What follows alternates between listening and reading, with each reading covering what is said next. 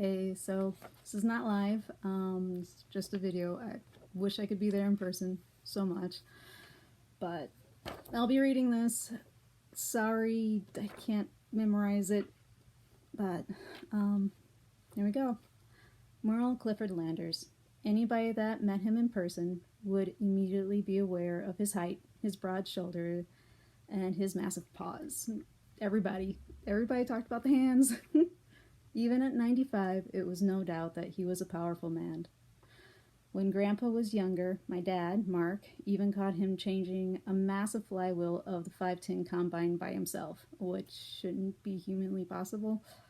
But his physical strength was just as great as his inner strength and fortitude that he held within.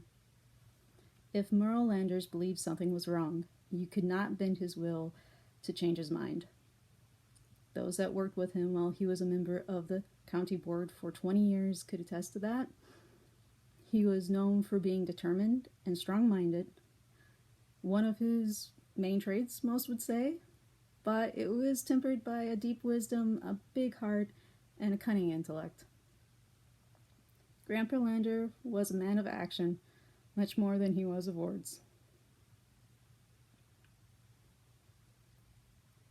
When something needed done, he didn't talk about it. He just got it done. It's where Mom, Bev, inherited her catchphrase, get her done.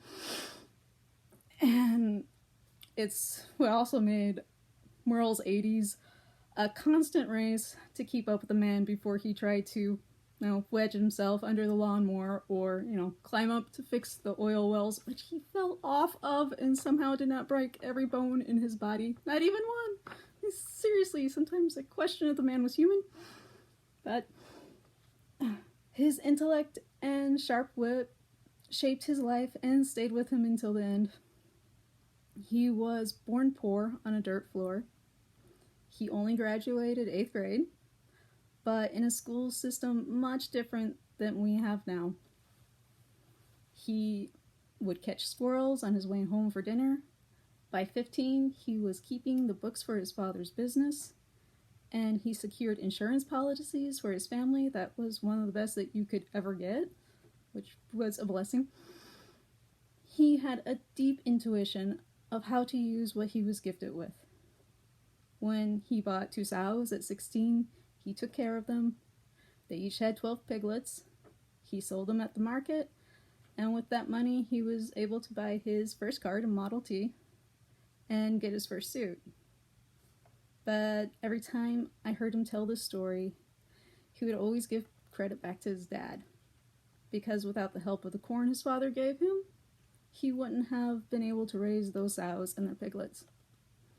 This is another aspect I have always admired about Grandpa Landers. He was not a man to brag or to show off.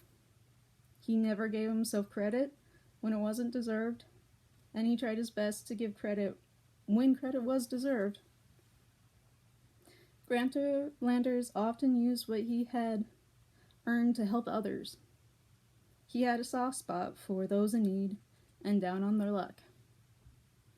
He would help through personal means as well as through his work in the Masonic Lodge and the Ansar Shrine, which he joined in 1956 and 1955. He introduced many children with special needs and allowed them a chance at better life. Even Judy was there. He has a very big soft spot for animals too. He could tell by the quality of the meat how an animal was treated, and often would get upset if he noticed any signs of abuse.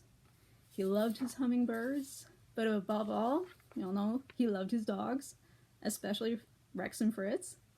Those dogs were spoiled rotten. If they wanted fried chicken takeout, they got it. Even though Grandpa was known for his stubbornness, he was also very forgiving, often giving more than a second chance. 3rd, 4th, 5th sometimes. He believed that people had the ability to change for the better. Even when he was wrong, he could put aside and had the integrity and deep sense of responsibility to leave grudges behind and even help those who had hurt him. Mearl Landers wasn't perfect, but he was inspirational. He was a man of action whose physical strength just mirrored his wisdom, his heart, and his intellect. His life was won by leading examples to be reflected on and learned from. So, to be humble, to give credit where credit is due, to be versatile and adapt to changes, and be a forward thinker. He really had an amazing mind. To make sure your actions speak louder than your words or your wallet. To find ways to take the opportunities that had been given to us, to himself, and help those in need. These are part of the legacy that Mearlanders has left with us. And as long as we hold these lessons in our hearts, he'll always be with us. So, that's all I have to say here. As my personal experience with Grandpa, we didn't talk all that much. I mean, I got some good stories out of him later on. But when I was younger, I spent a lot of time with him, just out in the fields, in the back of his truck, just riding along. And even though it was silence, it was that comfortable silence. And I could just hold his hand and just be right there, walk in the door with a big, warm, loving hug. I'll definitely miss him. I wish I was home. But I hope today everybody can share their stories. Get up and say something.